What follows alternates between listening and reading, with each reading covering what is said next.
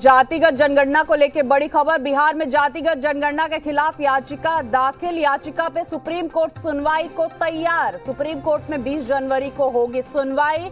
याचिका में बिहार सरकार की गणना के अधिकार को चुनौती। बिहार में इन दिनों चल रही है जातिगत जनगणना, तो जातिगत जनगणना को लेकर सुप्रीम कोर्ट में होगी अब सुनवाई। 20 जनवरी को होगी सुनवाई।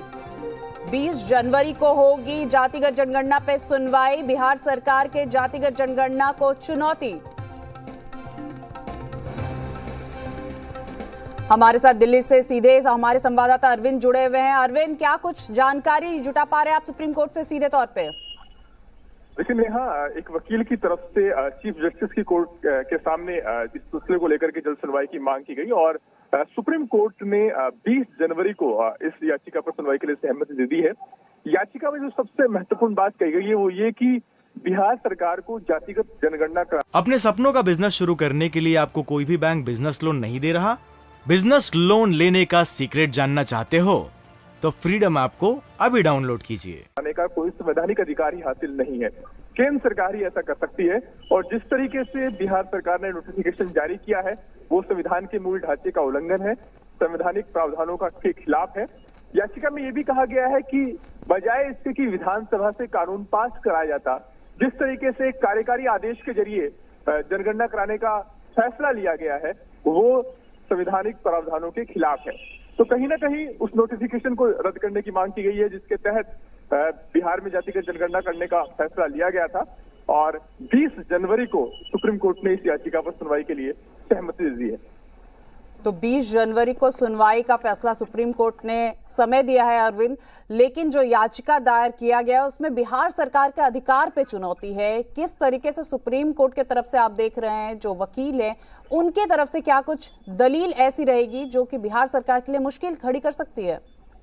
कई संवैधानिक सवाल होंगे इस मामले को लेकर के जब सुप्रीम कोर्ट सुनवाई करेगा। पहला सवाल तो यही रहेगा कि क्या बिना विधानसभा में कानून के पास किए हुए एक कार्यकारी आदेश के जरिए ऐसा फैसला लिया जा सकता है, जैसा कि याचिका में सवाल उठाया भी गया है।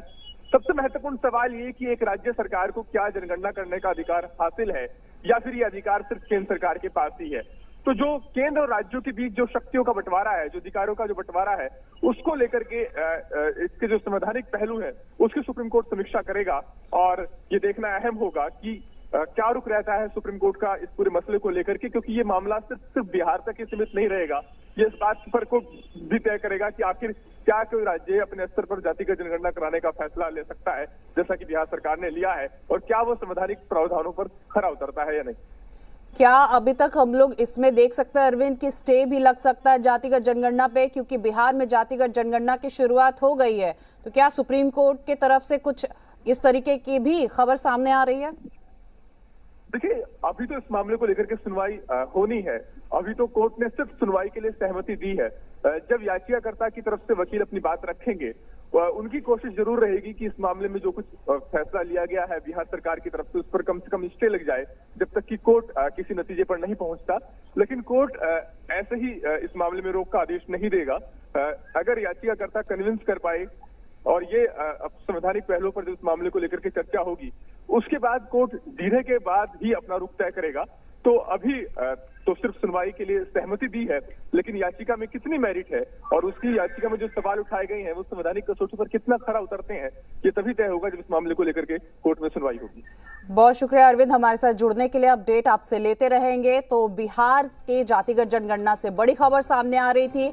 सुप्रीम कोर्ट अब इस जातिगत जनगणना पे सुनवाई करने के लिए तैयार हो गई है। तो सुप्रीम कोर्ट की तरफ से 20 जनवरी समय और तारीख तय किया गया है।